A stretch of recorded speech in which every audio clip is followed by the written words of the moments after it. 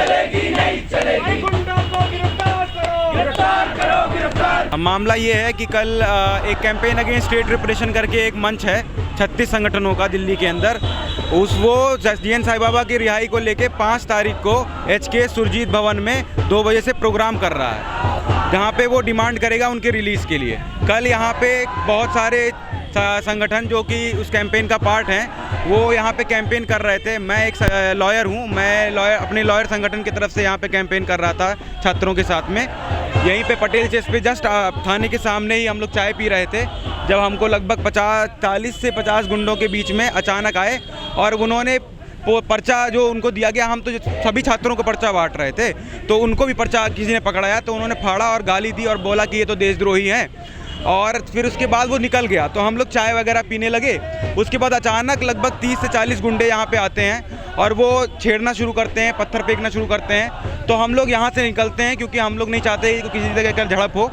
उस दौरान झड़प के फिर हम लोग यहाँ से निकलने लगे तो उन लोगों ने हम लोग को दौड़ा के लगभग पटेल चेस के रेड लाइट के पास में वहाँ पे हम पे हमला किया। हमला करने के दौरान उन लोगों ने हम पे लाठी डंडे पत्थरों से मारा, जिसकी वजह से मेरे कान में 3 कट भी आया है।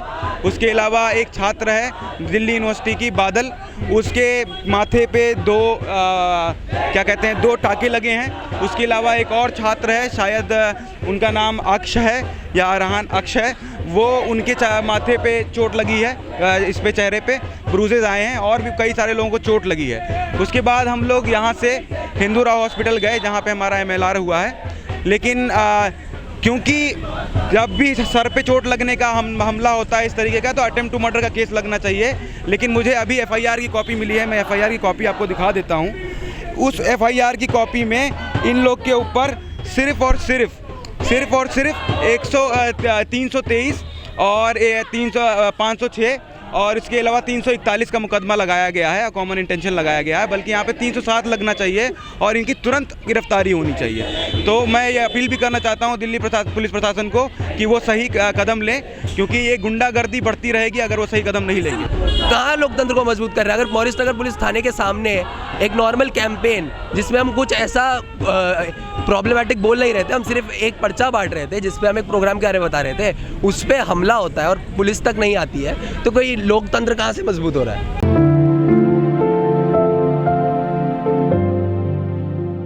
यहाँ के छात्रों का बताना है और जैसे पुराने उससे हम भी पहचान किए हैं कुछ लोगों का। ये अखिल भारतीय विद्यार्थी परिषद के छात्र हैं जिन्होंने हमला किया है और बहुत सारे उसमें से पहचाने भी गए हैं।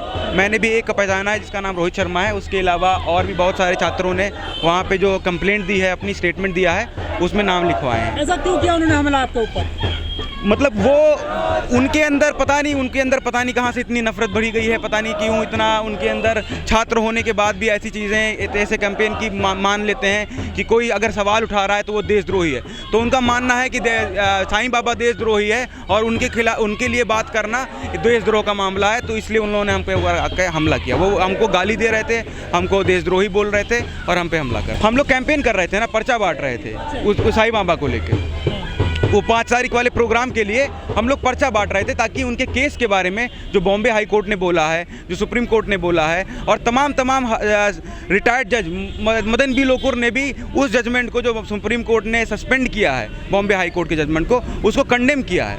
तो हमने उसी समझदारी को कैंपेन अगेंस्ट स्टेट रिप्रेशन, जो कि 36 संगठनों का एक मंच है, उसमें पर्चा लिखा था और प्रोग्राम का डिटेल दिया था, उसी के बारे में कैंपेन हो रहा था। बहुत सारे मतलब अभी रिसेंटली बहुत बड़े दलित इंटेलेक्चुअल प्रोफेसर आनंद तेलतुंबड़े छूटे, जिसमें बॉम्बे हाई कोर्ट ने ये बोला है कि मतलब कोर्ट ने ये बोला कि उनके खिलाफ जो मामला है वो बनता नहीं है, मतलब उनके खिलाफ कोई प्रूफ नहीं है, तो उनको मेरिट के बेस पे बेल मिली है। ऐसे ही भीमा कोरेगांव में बहुत सारे प्रोफेसर, बहुत सारे राइटर जेल में हैं।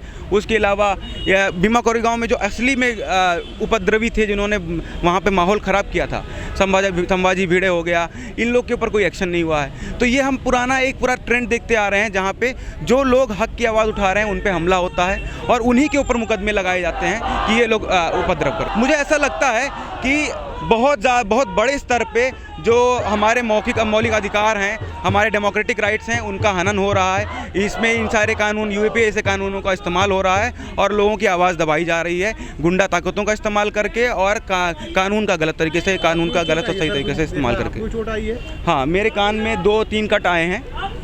लकीली इंटरनल ब्लीडिंग नहीं हुई, वरना मेरा हियरिंग का प्रॉब्लम हो सकता था। मुझे कई बार कुछ स्टूडेंट्स को बचाने के चक्कर में मैं इंटरवीन कर रहा था और वहाँ पे मुझे 5-6 लाठी माथे पे पड़ी है। उसमें 3-4 लोगों को तो पहचाना है मैंने। रोहित शर्मा को पहचाना है और उसके अलावा और भी बहुत सारे लोगों ने, बहुत सारे स्टूडेंट्स ने पहचाना है लोगों को। 4-5 लोग शायद आइडेंटिफाइड भी हैं। तो हमको ये पूरा विश्वास है कि ये एबीवीपी के लोग हैं और ये लोग खुलेआम पुलिस के सामने हिंदूराव हॉस्पिटल में भी धमकी दिए हैं कि हम इनके ऊपर हमला करेंगे, आपको बचाना है, बचा पाएंगे तो बचा लीजिए। देखिए, फांसीवाद जब बढ़ता है तो इस तरीके की चीज़ें बढ़ती हैं जो विरोध सत्ता पक्ष के विरोध में है। ठीक है, मतलब मैं आजम खां का कोई समर्थक नहीं हूँ, ठीक है, वो बस विपक्ष हैं इस समय। लेकिन नेता हैं जो ऐसे स्पीच देते हैं, लेकिन नरसिम्हानंद जैसे लोग, लेकिन उनके ऊपर हमला हो रहा है। ये हमला इसलिए हो रहा है क्योंकि कोई वो नहीं चाहते हैं कि सत्ता पक्ष के खिलाफ कोई बोले।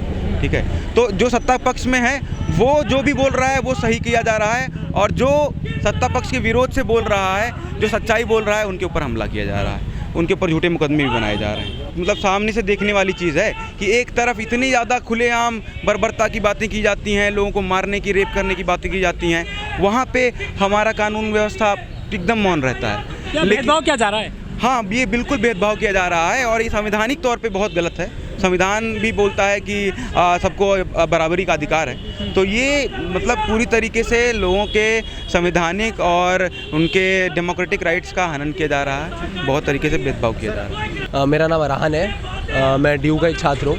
और कैसे लगी आपको चेहरे पर? वो लोग उन्हें डंडों से मारा था। चोट दिखाई? मेरे को डंडों से मारा तो मैं रोड पे गिर गया, तो उसकी भी रगड़ लगी है साथ में। तो हमला क्यों किया आपके ऊपर? हम लोग कैंपेन कर रहे थे, हम लोग चाय पी रहे थे, तभी एक गाड़ी आई, उसमें काफ़ी सारे लोग आए और उनने वहाँ से डंडे और लाठियाँ और कुछ पत्थर लेकर हम पर हमला किया। पहले पत्थर फेंके गए, फिर लाठी से हम लोगों ने सोचा हमें यहाँ से निकल जाना चाहिए अभी, तो हम लोग निकल रहे थे तो हमारे पीछे लाठियाँ लेकर आए और उन्होंने हम पर फिर हमला किया। आप कैंपेन किस लिए कर रहे थे? मैं भगत सिंह छात्र एकता मंच से हूँ। भगत सिंह छात्र एकता मंच CASR जो कैंपेन अगेंस्ट स्टेट डिप्रेशन है उसका एक पार्ट है और हम GN साईं बाबा के अक्टूटल को अपहोल्ड करने के लिए एक प्रोग्राम रख रहे हैं 5 तारीख को HK ज़मन ITO मेट्रो स्टेशन के पास। उसके लिए हम कैंपेन कर रहे थे कि लोगों को, क्योंकि GN साईं बाबा जो DU के ही प्रोफेसर हैं, इसके ऊपर कोई बात नहीं कर रहा है DU में, इसलिए हम चाहते थे कि स्टूडेंट्स इस चीज़ पर बात करें और ये मीडिया में जाए और लोगों को पता चले, और इसीलिए हमने ये कैंपेन रखी थी जिससे कि लोग वहाँ आएँ और इस प्रोग्राम में शिरकत करें। क्या आपको फ्रीडम है बोलने की, लिखने की? क्या लग रहा है आपको? जैसे कल हम पर मॉरिस नगर पुलिस थाने के सामने हमला हुआ है, मेरे को लग रहा है हमें बोलने की फ्रीडम तो नहीं दी जा रही है बिल्कुल भी। थाने के सामने उन्होंने जब पथराव किया, एक पत्थर पुलिस की गाड़ी को भी लगाया और पुलिस वाले अंदर भाग गए। और ये सब देखते हुए हम सोच रहे हैं कि जो पुलिस है वो उन गुंडों के साथ मिली हुई है। हॉस्पिटल में भी उसने पुलिस वालों को बोला कि हम इन्हें बाहर देख लेंगे, इन्हें आप बाहर जाने दो, और पुलिस वाले चुपचाप खड़े रहे।